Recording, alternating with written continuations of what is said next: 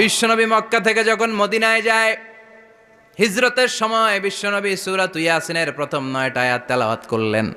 তেলাওয়াত করে আল্লাহর নাম নিয়ে ঘর থেকে বের হলেন। আশেপাশে কাফেররা ঘুরে কিন্তু বিশ্বনবীরে দেখে না, সবাই খেলে এরকম এরকম করে, ডানে বায়ে হাতায় বিশ্বনবীর সামনে দিয়ে যায়, কিন্তু কাফেরদের চোখ অন্ধ করে দিয়েছে কে? এজন্য কোরআন তেলাওয়াত করলে কাফেরদের চোখকে অন্ধ বানায় দেয় কে? এজন্য সূরার একটা নাম হচ্ছে সূরাতুল মুইম্মা। কি নাম? অন্ধ করে দেয়। তাফসিরে কুরতুবির মুসান্নিফ ইমাম আল কুরতুবি, ওনাকে জালিম বাদশা বন্দী করেছিল। ওনার তাফসিরে এসেছে উনি শক্তিশালী লোক ছিলেন, জেলখানা ভেঙে বাঁচার জন্য দিছে দৌড়। ওনারেও ধরার জন্য জালিম বাদশার সৈনিকেরা ঘোড়া নিয়ে রওনা হয়েছে। উনিও দৌড়ায়, ঘোড়াও পেছন থেকে আসে। ওমিয়া মানুষ কি ঘোড়ার দৌড়ের সাথে পারে? উনি হাঁটতে হাঁটতে হয়রান হয়ে এক বালুর ময়দানে যেয়ে ধপাস করে পড়েছেন।